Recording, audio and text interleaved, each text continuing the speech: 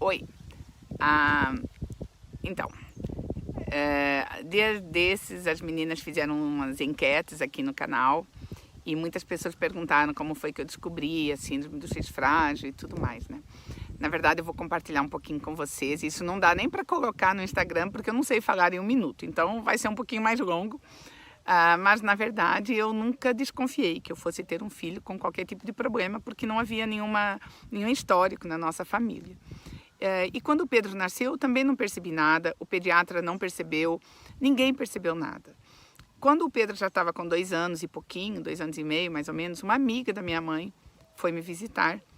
E ela achou que tinha alguma coisa errada com o Pedro. Ela achou que o atraso dele, que ele estava um pouco atrasado em relação a outras crianças. Eu nunca tinha muito me ligado nisso, porque eu achava que cada criança tinha seu tempo. Mas é isso até uma certa altura. Também dizem que mãe não quer ver, né? Dizem assim que as mães tentam arrumar desculpas para não ver o que está acontecendo. Eu não sei se foi isso mesmo. Mas enfim, quando essa amiga da minha mãe, a tia Dagmar, me visitou, aí eu resolvi levar o Pedro no neuropediatra. E daí, quando eu entrei, ele já olhou para mim. Antes de fazer qualquer diagnóstico, qualquer exame, ele falou: ele tem uma deficiência mental leve, fosse lá o que isso significasse. Na hora eu fiquei meio assim, chocada, fiquei chateada mesmo, voltei para casa assim, desconcertada. E resolvi, eu estava em Foz do Iguaçu, e resolvi vir para Londrina fazer os exames. Foi quando realmente nós começamos a fazer alguns exames. Não era comum se falar de síndrome do X frágil. Até hoje a maioria dos médicos, principalmente pediatra, ortopedista, tem muitas especialidades que ainda não conhecem como identificar os sintomas de um X frágil, até porque ele se mistura com autismo, com às vezes crianças mais hiperativas, então ficava difícil de selecionar que realmente seria isso.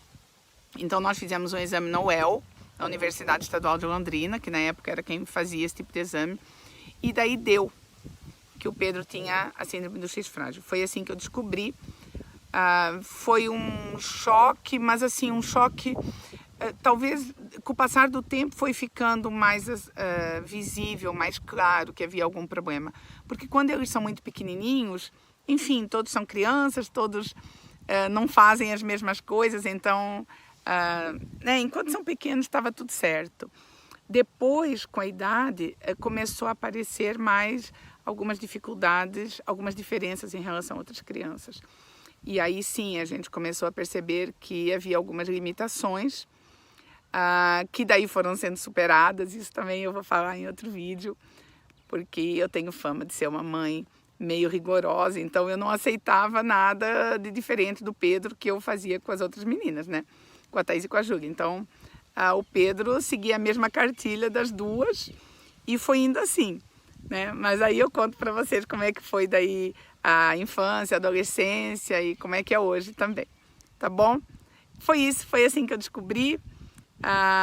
Eu sempre falo que se houvesse um remédio para fazer o Pedro não ter X frágil, eu acho que eu não daria, porque ele é uma graça, ele é um encanto e eu adoro ele do jeito que ele é uma luz na nossa família, todo mundo curte um monte o Pedro.